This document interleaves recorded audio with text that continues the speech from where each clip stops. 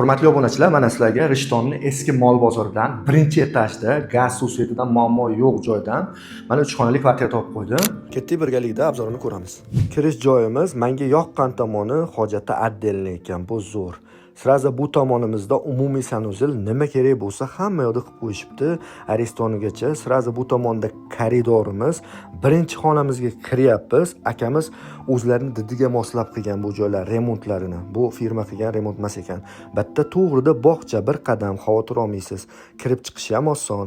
Har doim xonani kvadratiga ahamiyat beringlar. 68 kvadratdan iborat bo'lib, bu xonamiz rosa katta, hamma yog'i zo'r. To'g'rida kuxnya, bu aqlli kotyolni ham 9 million sarflab aka zo'rini qo'yganman deyishdi. Bu yerda Zodiyoni svitoforidan to'g'ri kirib kelsangiz, birinchi etaj, gaz suv svetdan umuman muammosi yo'q. Javob. Jihozlari qoladi, hamma yoq joyda, radiatorlar ham ishlaydi, как положено. Bu yerdan chiqimizda uzun koridor, chap tomonda detiskiga dahshat xonamiz mavjud. Qaranglar, zo'r qilib qo'yishgan.